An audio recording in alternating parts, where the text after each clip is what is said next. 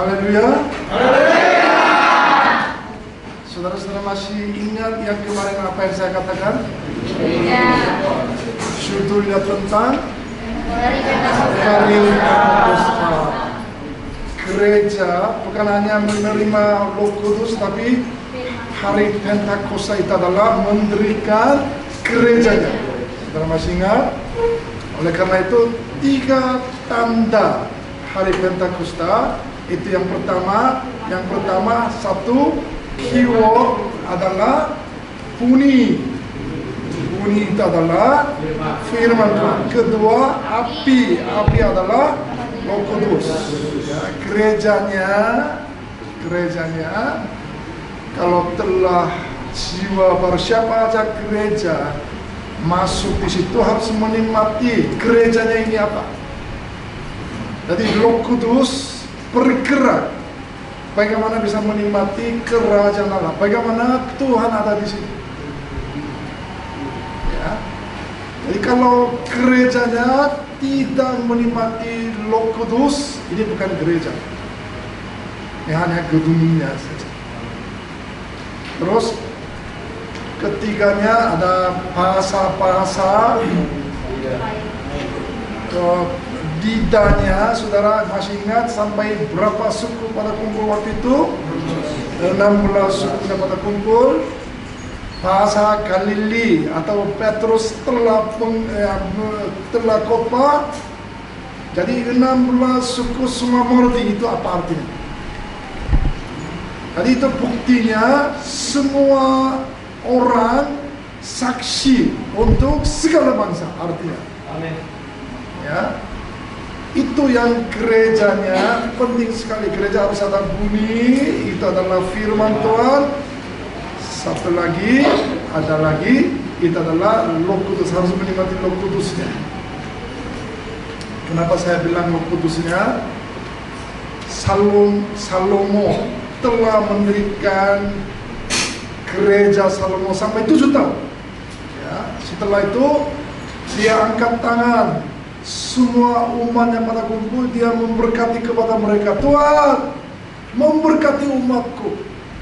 Kalau mereka datang di sini, ampunilah dosa.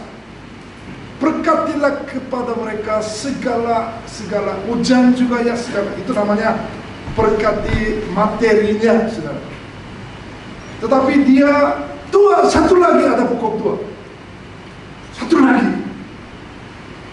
Tuhan, orang asing, orang yang belum mengenal Tuhan juga, baru datang juga, mereka juga harus menikmati. Oh, Tuhan ada gerejanya di sini. Tuhan ada di dalam gereja, ada Tuhan. Setelah itu dia apa yang berdoanya? Satu lagi berdoa, Tuhan memberkati kepada mereka seperti umatku.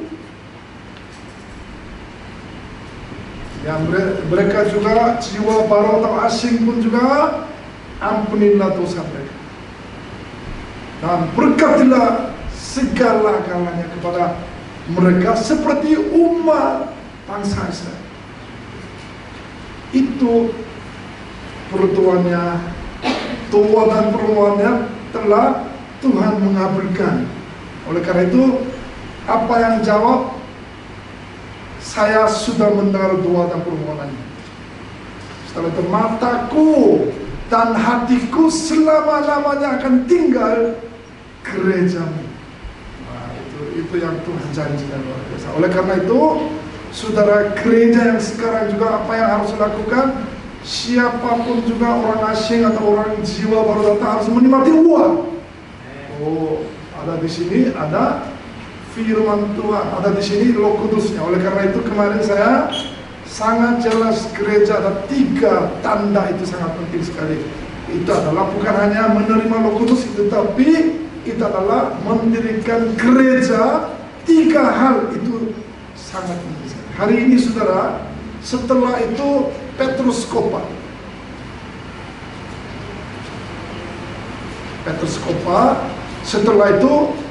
Setelah Petrus khotbah, berapa ribu orangnya bertobat? 3.000 orang. Hanya satu kata-kata, bertobatlah, baptislah, akan menerima Roh Kudus. Setelah itu sampai 3.000 bertobat. Setelah itu mereka bangsa Israel, apa yang katakan hari ini? Apakah yang harus kita berbuat, saudara-saudara? Hari ini tema itu adalah bangsa Israel menanyakan kepada Petrus dan rasul-rasul, apa yang harus lakukan? Bahasa Inggris, what shall I do? Apa yang harus lakukan? Ya, hari ini tema adalah apakah, saudara coba baca satu suara, 1, 2, 3. Apakah yang harus kita berbuat, saudara-saudara? Ya, Kisah Para Rasul pasal 2 mulai 36, 39. Saudara baca 36 satu suara sekali kompak, 1, 2, 3. Jadi seluruh Israel harus tahu dengan pasti bahwa Allah membuat Yesus yang itu menjadi Tuhan dan Kristus. Ini mulai ayat 12-13 sampai 36, Petrus khotbah terus. Terakhirnya, kamu yang membunuh dia. Ya, seperti 36. Seluruh kaum Israel harus tahu. Kamu harus tahu, apa yang harus tahu? Bahwa Allah telah membuat Yesus, kamu salibkan itu menjadi Tuhan. Kamu membunuh dia. Tetapi bukan membunuh, tapi dia bangkit, mati dan salib dan bangkit. Dia adalah juru selamat, dia adalah Kristus. Kaget bagi mereka. Ya. Setelah itu 37, 1, 2, 3. Ketika mereka sangat terharu, lalu mereka bertanya kepada Petrus dan rasul-rasul yang lain, apakah yang harus kami berbuat, saudara-saudara? What shall I do then? Apa yang harus dilakukan?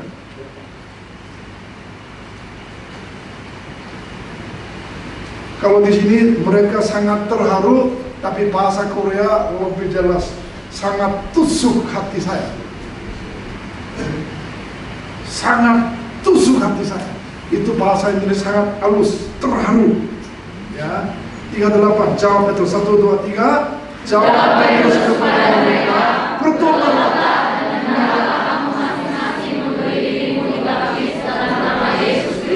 Untuk pengampunan dosamu, maka kamu akan menerima karunia Roh Kudus. Saudara ingat ya, ingat. Pertama, bertobat.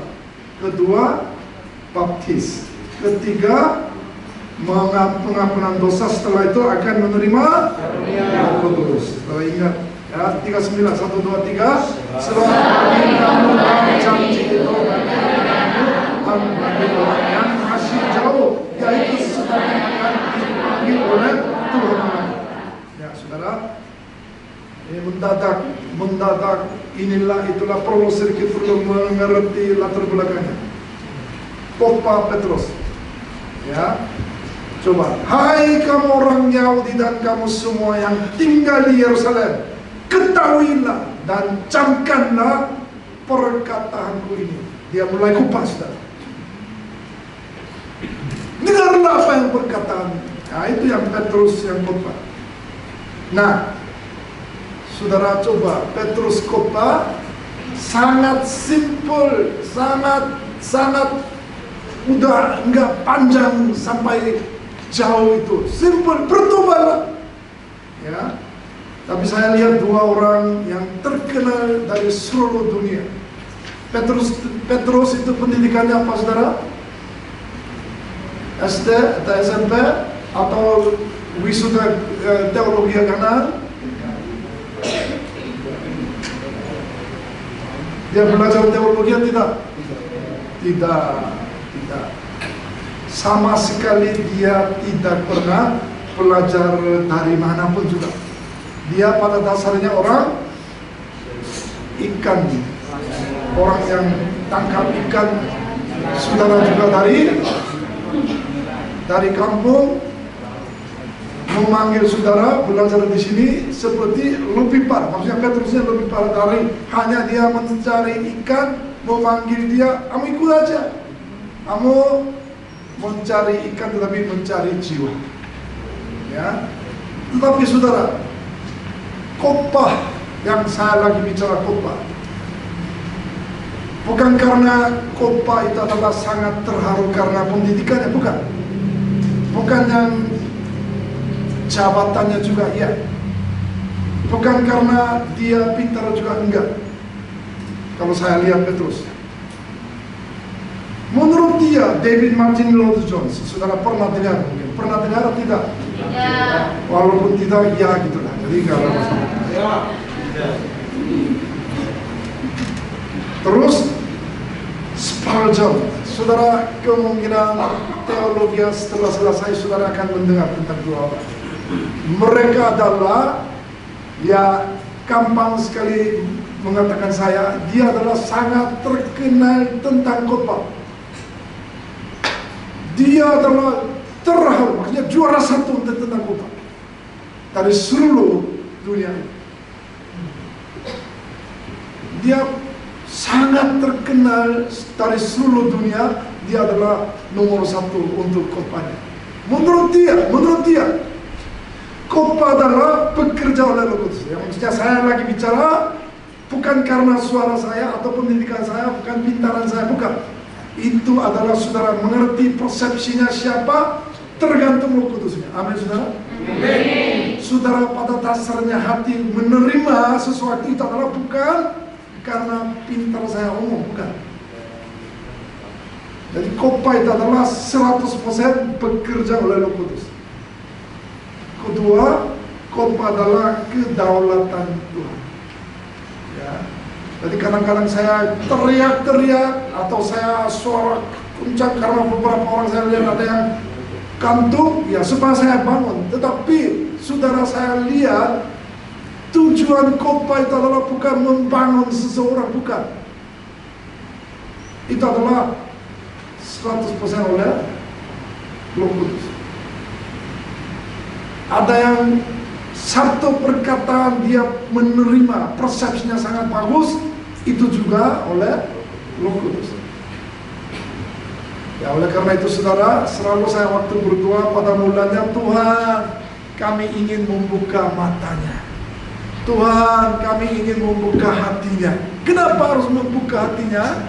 Kalau Tuhan tidak membuka hati, tidak mengerti, kantuk tetap. Apa yang teriak pun juga. Ya, oleh karena itu, waktu menerima firman Tuhan saudara, penting sekali hatinya harus terbuka. Dan mata juga terbuka, karena bukan ingin saudara buka, tetapi Tuhan harus membuka kepada saudara. Ya, ini oleh karena itu saudara, saya lihat mendengar khotbah Indonesia, wah, jadi sepertinya komedi, saudara. Tertawa, mulai pertama sampai terakhir ketawa. Setelah pulang saya apa ingat? Saya nggak ingat. Cuman ingatnya tertawa aja. Saudara cuma lihat aja, buka YouTube, siapapun juga. Jadi setelah itu, saudara berkati belum? Berkati, karena makin tertawa, dia makin menerima berkat. Menurut saya saya juga bisa bikin komedi juga bisa. Saya juga membawa video-video hal-hal yang tertawa juga bisa. Khotbah adalah bukan seperti itu. Hanya memberi firman Tuhan. Firman Tuhan akan bergerak hati saudara, bukan yang saya yang ingin bergerak saudara, bukan. Oleh karena itu Petrus tadi bilang, walaupun dia pendidikannya sangat tidak terkenal nama dia, tetapi sampai 3.000 orang yang bertobat. Karena kenapa? Tuhan bekerja untuk itu. Amin, saudara. Amin. Nah, sebelum saya lagi bicara tentang latar belakangnya, ya, tadi judulnya What Shall I Do? Jadi kenapa latar belakangnya dia menjawab seperti itu? Saya menjelaskan latar belakangnya, ya. Akan terjadi pada hari-hari terakhirnya, maksudnya pernubuat oleh Yoel. Ya, itu adalah hanya itu sebelumnya saudara. Tapi hari Pentakosta, apa yang terjadi? mencurahkan Roh Kudus ke atas semua manusia. Pertama, saudara baca, anak-anak 1, 2, 3. Enggak kelihatan? Coba, satu suara, 1, 2, 3. Suaranya nggak jelas. Tadi sudah makan belum? Sudah makan. Belum 2 kali ya. Tapi anak-anak 1, 2, 3. Anak-anak laki-laki bernubuat. Ingat saudara, bernubuat. Kedua, 1, 2, 3. Turunan-turunan yang melakukan penglihatan. Saudara ingat penglihatan. Ketiga, orang-orang yang Tuhan akan mengangkat. Siapa bicara sekarang? Petrus sedang khotbah kepada bangsa Israel akan menerima bernubuat, mimpi, dan apa itu saudara? Dan penglihatan-penglihatan. Kalau satu bahasa saya summary itu adalah akan melihat visinya. Saudara-saudara, wah, saya setelah wisuda yang Kanaan, apa yang saya lakukan, apa yang saya rencana? Kalau nggak ada, saudara berdoalah. Firman Tuhan atau Roh Kudus akan memimpin, atau Roh Kudus akan mengajar kepada saudara visi saya seperti apa. Karena kenapa itu janji, saudara. Ini janjinya bukan yang hanya Petrus yang mengatakan, bukan. Itu adalah dari Nabi Yoel. Ini bukan untuk menceritakan tentang orang lain, saudara. Saudara sendiri harus bernubuat, harus penglihatan, harus maksudnya mimpi, mendapat mimpi. Untuk satu perkataan itu apa? Melihat visi yang jelas. Visinya harus jelas. Kalau visinya nggak jelas, saudara berdoa. Ya, berdoa bukan yang hanya mencari waktu yang sangat baik. Berdoa, Tuhan, saya nggak jelas masa depan apa yang harus rencana saya. Berikanlah hikmat apa yang lakukan masa depan. Maka saya kembali, atau saya harus mendapat sertifikat untuk gurunya di sini. Setelah guru, apa yang harus mengajar kepada mereka, anak-anak, berdoalah, Tuhan akan memberikan. Ya, setelah itu Petrus sedang khotbahnya seperti itu, saudara. Ayat nomor 3, barang siapa yang berseru kepada nama Tuhan akan diselamatkan. Coba saudara baca 1, 2, 3. Barang siapa yang berseru kepada nama Tuhan akan diselamatkan. Ya, saya lagi bicara sedang apa yang mengatakan dari apa Petrus. Ya, khotbahnya Kisah Para Rasul pasal 2 ayat 3. Jadi seluruh kaum Israel harus tahu dengan pasti bahwa Allah tahu membuat Yesus yang kamu salibkan itu menjadi Tuhan dan Kristus. Maksudnya satu berkata, Yesus adalah Kristus. Dia adalah Mesias, dia adalah Juru Selamat. Ya. Jadi Petrus yang orang Galili, orang kampung, sedang khotbahnya seperti itu, saudara. Ya, sampai di situ ya latar belakangnya. Coba yang tadi ya. Subjek utamanya, mereka sangat terharu. Apakah yang harus kami perbuat, saudara-saudara? Pertama, apa yang harus lakukan? Pertama, suaranya nggak jelas. 1, 2, 3. Kedua, ketiga, setelah itu,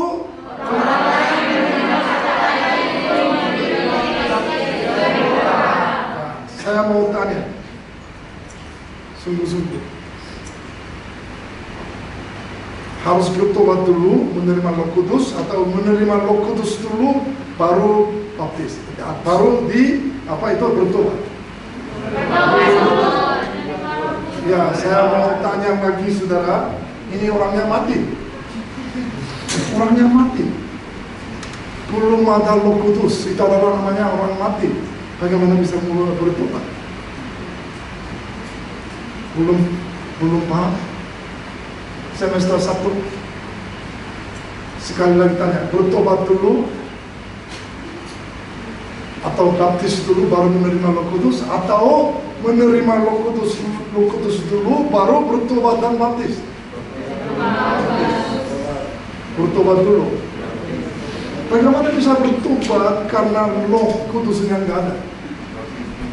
Karena ini kan belum mengenal Tuhan.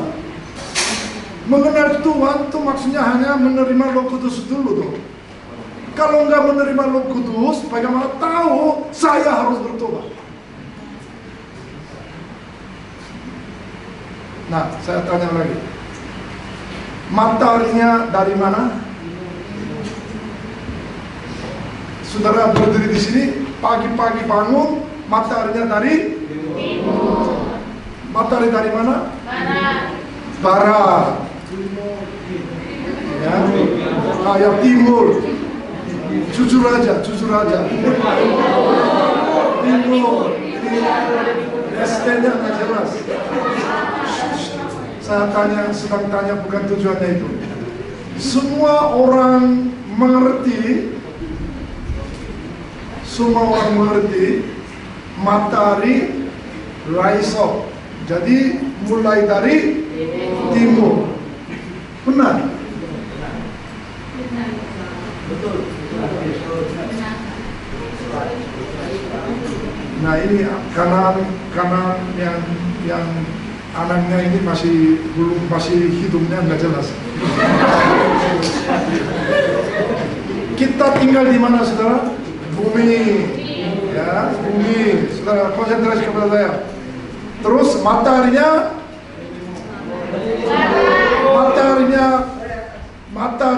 bergerak atau yang buminya bergerak? Dari mana, saudara, mataharinya dari timur, saudara? Mataharinya tetap dia diam, no? Ini kalau buminya sendiri.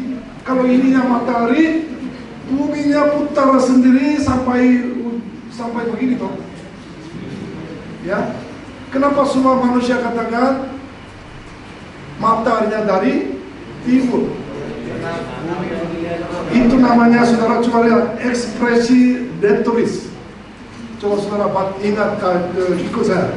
Ekspresi retoris.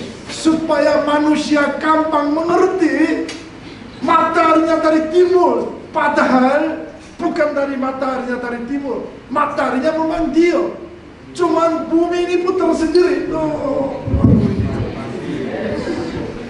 Tapi semua orang bilang buminya putar untuk tengah-tengah matahari putar-putar, itu yang nggak bicara. Oh, mataharinya supaya melihat pagi-pagi dari timur. Ya. Karena firman Tuhan supaya apa? Supaya manusia yang tulis kehendak Tuhan manusia tulis supaya manusia cepat mengerti, bertobatlah. Ya, tetapi sebenarnya bukannya harus bertobat dulu, menerima Roh Kudus dulu, tahu berarti saya salah, belum mengenal Tuhan, berarti saya salah. Oleh karena itu harus bertobat dulu. Ya. Setelah itu baptis. Coba saudara yang orangnya sudah nikah baru bisa namanya suami istri. Kalau nggak menikah seremonial atau merayakan menikah, jadi nggak bisa suami istri. Masih bisa suami istri walaupun tidak ada merayakan menikah, ya. Seperti itu. Namanya menikah itu adalah semua pengumuman saya sudah, maksudnya sekarang sedang menikah dengan istriku dan suamiku, supaya tahu seluruh keluarganya. Tapi sebelumnya dia sudah menikah, maksudnya sudah tinggal bersama, tetapi dia suami istri tetap. Baptis ini juga, saudara, orang Islam, banyak orang di luar juga, mereka menerima Roh Kudus, padahal dia belum menerima dibaptis. Apakah masuk surga atau enggak? Tetap, walaupun saudara mereka tidak ikut gereja pun juga, walaupun mereka tidak dibaptis, tetap dia menerima Roh Kudus dan sudah diselamat, tetap dia masuk ke surga. Saya lagi bicara, saudara, ini yang kuliah, yang orang pintar-pintar semua ada di sini, dari semua bangsa yang terpilih, yang pintar-pintar semua pada di sini, tentang ekspresi retoris, saudara harus mengerti. Pada tulisannya supaya mengerti bertobatlah, tapi bertobat pada dasarnya dari mana? Ya, jadi maksudnya orang-orang sudah mati, dia belum tahu apakah saya harus bertobat. Tapi kita bicara supaya mengerti, itu namanya ekspresi retoris. Oleh karena itu, memang iya, bertobatlah. Tetapi sebenarnya di dalam kegiatan sudah menerima Roh Kudus dulu, baru saya tahu, wah ini saya salah. Banyak sekali berbuat dosa, setelah itu dia mulai bertobat, setelah itu dia baru dibaptis, itu namanya akan menerima Roh Kudus. Itu adalah sebenarnya dia sudah menerima Roh Kudus. Saudara paham di sini? Pahamnya sangat kurang semangat. Ya. Sebenarnya setelah itu mereka sangat terharu. Apakah yang harus kami berubah, saudara? Pertama, saudara, bertobat. Tetap saya bilang sesuai dengan firman Tuhan. Tetapi saudara mengerti, memahaminya seperti itu, saudara. Paham maksud saya? Tetap bertobat, setelah itu dibaptis dan akan menerima Roh Kudus. Khotbahnya sangat simpel, bertobatlah. Ya. Terus yang pertama apa yang melakukannya? Kisah Para Rasul pasal 2 ayat 42. Mereka bertekun dalam pengajaran rasul-rasul dan dalam persekutuan, dan mereka selalu berkumpul untuk memecahkan roti dan berdoa. Ya, saudara, setelah menerima Roh Kudus, apa yang melakukan? Harus berdoa. Ada yang bilang, kalau tidak berdoa, kita adalah orang yang mati sebenarnya. Karena tidak berkomunikasi antara Tuhan sama kita, itu namanya orangnya mati. Bagaimana caranya berdoa, saudara? Coba paksa berdoa, kadang-kadang nggak bisa muncul. Ya, jadi lebih bagus membaca firman Tuhan, sambil membaca firman Tuhan berdoa itu lebih gampang. Ya, oleh karena itu selalu bilang waktu berdoa, satu ayat, dua ayat atau satu pasal membaca dulu, pada dasarnya dari situ saudara berdoa. Jadi firman Tuhan, membaca firman Tuhan dan sambil berdoa itu adalah lebih bagus. Apa yang harus berdoa, saudara? Yang pertama saudara, apa yang harus penting sekali? Bapa di surga, dikuduskanlah namamu. Kedua, datanglah. Ketiganya, tentang apa? Kerajaan Allah, saudara. Ya, yang hari pertama saya bicara tentang kerajaan Allah. Kerajaan Allah ada di mana? Surganya ada di mana, saudara? Kemarin saya bicara 3 perkataan, here, sekarang, dan now, dan don't, D-O-N-E. 10 tahun nanti, ada yang bilang Sumiati atau Sumsum, ada di sini. Saya mau menikah, misalnya. Kapan? Saya belum tahu. 10 tahun saya akan membangun gereja, jemaahnya 1000. Sudah terjadi belum? Belum terjadi, ya. Tapi saya berdoa, Tuhan, saya setelah wisuda ini akan mendirikan gereja, tapi jemaahnya 1000. Tuhan, kasih hikmat dan kekuatan supaya mendirikan gereja. Sekarang dia masalahnya apa dia? Masalahnya uang aja nggak ada. Uang makan aja nggak jalan. Bagaimana saya bisa mendirikan gereja 10 tahun? Tetapi hatinya dia menikmati. Saya senang sekali. 10 tahun saya akan hamba Tuhan di 1000 gereja. harus sukacita untuk 10 tahun nanti. Menikmati, itu namanya didom, itu maksudnya menikmati, maksudnya 10 tahun apa yang lo lakukan, ini dari sekarang harus menikmati. Itu namanya kerajaan Allah. Ada di mana? Menurut Alkitab, omongnya di dalam kita, omongnya di dalam pekerja, omongnya di dalam mutiara, di dalam apa, saudara, di mana saja berdiri, di situ ada kerajaan. Cuma kita belum menikmati.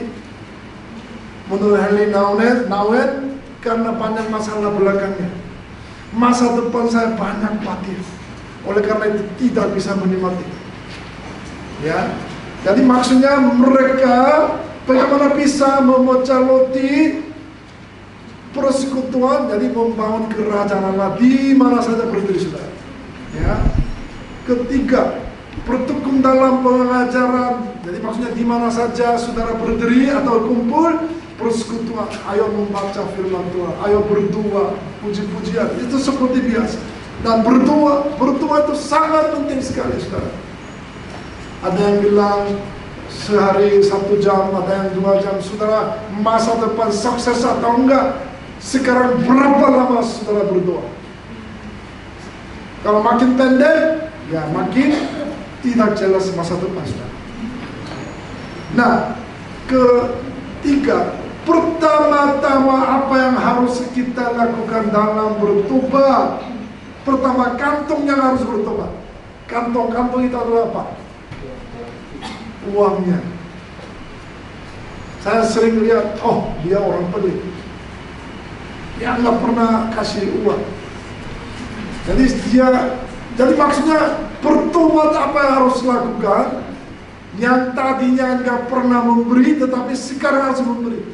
Ya, itu kantongnya harus bertobat. Saya kasih contohnya, saudara. Sakeus. Dia adalah kepala cukai. Dia orang kaya, tetapi orangnya pendek. Ya, dia mendengar Yesus Kristus akan melewati di sini. Jadi dia tahu kalau orangnya pendek, pasti tidak mungkin bisa melihat dia. Dia naik ke pohon. Saya lagi bicara bertobat, saudara. Apa yang bertobat seperti Sakeus, saudara? Bukannya hanya menyesal atau minta maaf, itu adalah bukan bertobat. Setelah menerima Roh Kudus, saudara harus bertobat. Bertobat itu adalah yang pertama, apa yang harus mengambil keputusannya harus seperti Sakeus. Karena walaupun kaya, dia sedang haus firman Tuhan. Yang masih belum satisfied dalam hati dia. Ya. Jadi memanjat pohon ara untuk melihat Yesus Kristus, karena tidak bisa melihat karena orangnya pendek, walaupun uangnya banyak. Setelah itu apa yang katakan Yesus Kristus? Turun.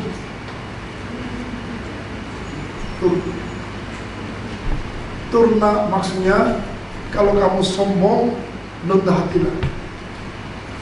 Kalau mau lihat Yesus Kristus, kalau sombong itu tidak bisa. Najis tidak bisa. Harus suci dan benar-benar rendah hati, itu baru bisa melihat Yesus Kristus. Setelah itu bukan hanya turun aja, saudara. Bukan hanya turun aja. Setelah itu, setengah dari milikku akan kuberikan kepada orang miskin.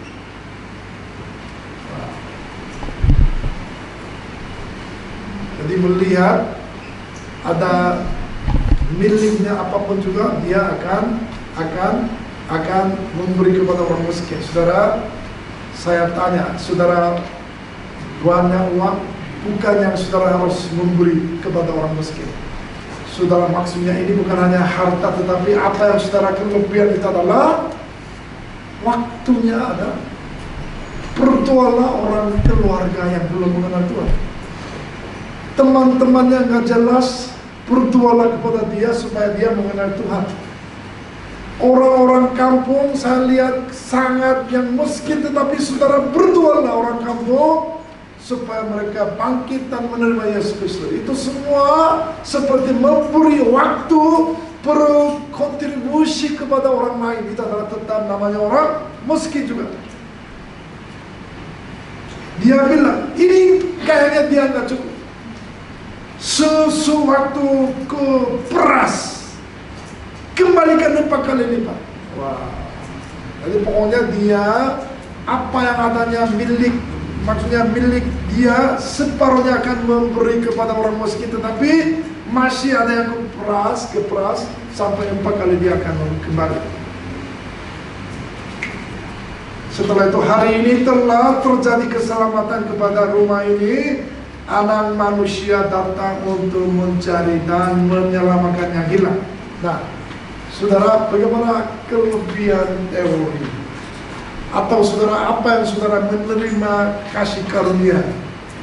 Bukan yang tersimpan di dalam hati. Bagaimana bisa memakai, bagaimana bisa SMS, bagaimana bisa memberitakan Injil kepada orang lain supaya orang hilang, yang menyelamatkan yang hidup. Saya mendengar gereja dulu 100 orang, tapi gerejanya cuma kumpul 20 orang. Dan 80 orang dari mana? Orangnya hari Minggu dia nggak ikut gereja. Saudara-saudara masih bisa memberi atau SMS kepada dia. Ayo kamu harus kembali ke gereja. Ayo kamu harus membaca firman Tuhan. Kamu harus hidup, ya bangkit dan hidup kembali. Segala saudara memberi firman Tuhan kepada teman orang yang hilang. Enggak ada amin? Bertobat itu adalah seperti itu. Saya sedikit menjelas lagi tentang bertobat. Yang pertama, pengetahuan, knowledge, saudara, knowledge. Harus mengerti, oh berarti saya apa yang harus bertobat. Saudara harus tahu. Terus keduanya emosi atau kebenarannya saudara. Oh berarti saya apa yang harus lakukan di dalam hati saya apa? Saya pertama pengetahuan, knowledge, maksudnya harus apa yang harus bertobat. Keduanya apa yang saya harus bertobat, sangat jelas kedua. Ketiga itu adalah bagaimana lain kali seperti ini saya tetap tidak akan melakukan hal lagi. Misalnya kemarin saudara pacaran lama semua sudah putus. Ada masalah? Ada yang mau tawarin lagi? Setelah itu Tuhan, saya sudah lama tinggal laku lama, pacaran lama, saya sudah putus. Itu namanya knowledge. Ya, pengetahuan saya harus perlu berhenti atau saya harus ini putus. Keduanya, kenapa saya harus putus? Namun di dalam emosi saudara, kenapa harus saya putus dengan ini? Karena dia orangnya belum percaya. Karena saya sedang belajar. Karena nggak ada waktu untuk pacaran kepada dia. Ya, ini keduanya namanya emosi. Ketiga, kebenarannya atau mengambil keputusannya. Lain kali dia SMS lagi, tetap saya tidak mau hubungi lagi. Ketiga, bertobatnya 1, 2, 3 setelah gabung saudara, baru namanya bertobat. Minta maaf Tuhan, kemarin saya sudah putus SMS, dia nyambung lagi, malam-malam dia terus SMS lagi, akhirnya kasihan dia balas lagi, muncul lagi seperti biasa. Tuhan, saya minta maaf, lain kali saya tetap putus lagi. Itu selama-lamanya tidak bisa putus. Nah, mengambil keputusannya saudara, lain kali walaupun dia SMS lagi, tetap saya akan suaranya kayak 1, 2, 3 selama-lamanya. Kalau orang Islam maksudnya.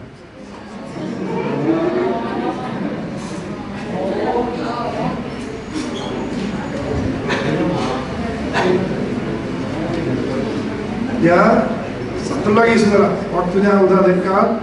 Menghasilkan buah yang seperti apa? Kalau saudara menerima Roh Kudus, apa yang harus lakukannya? Yang satu, sambil memuji Allah dan mereka disukai orang.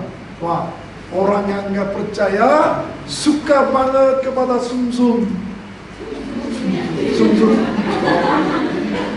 Dulu dia nggak suka, tetapi dia selalu memuji kepada Tuhan. Dia selalu membaca firman Tuhan. Akhirnya orang-orang teman saya suka kepada dia. Orang tetangga semua suka kepada dia. Orang daerah di sini semua suka orang kanan. Nggak mau amin? Karena kenapa?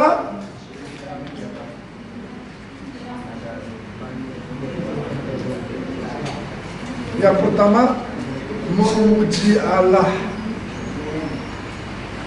Terus tiap-tiap hari Tuhan menambah jumlah mereka dengan orang-orang diselamatkan. Khususnya gereja, bagaimana bisa menambah jiwa? Sangat jelas. Memuji kepada Tuhan. Tadi saya bilang bertobat, benar-benar sungguh-sungguh bertobat. Setelah itu orang banyak di luar suka orang gerejanya. Amin. Amin, saudara. Amin. Aplikasinya, bagaimana caranya? Dengan bertekun dan dengan sehati, berkumpul setiap hari di dalam Baitallah. Ya, karena di sini saudara Baitallah nggak ada. Saudara di mana saja sebelum mulai kuliah, sebelum mulai studi harus berkumpul berdoa dulu. Memecahkan roti di rumah masing-masing secara bergilir. Ya, maksudnya saudara kadang-kadang ada kesempatan untuk berkumpul untuk tim, atau ya itu juga penting sekali. Waktu kumpul memecahkan roti itu adalah salah satu ibadah juga. Makan bersama dengan gembira dan tulus hati. Ya, itu kisah para tim Mujib Maju. Tim maksudnya disukai semua orang jika sungguh-sungguh percaya Tuhan. Pasti tiap-tiap hari akan menambah jiwa. Bagaimana caranya menambah jiwa? Pertama, tadi saya bicara bertobat, dibaptis dan menerima Roh Kudus. Dan apa itu saudara? Bertobat sungguh-sungguh. Ya, kalau begitu akan menambah jiwanya setiap hari. Amin. Kita satu lagu. This is my desire, the whole world. Sudah, suara tingginya benar. This is my desire.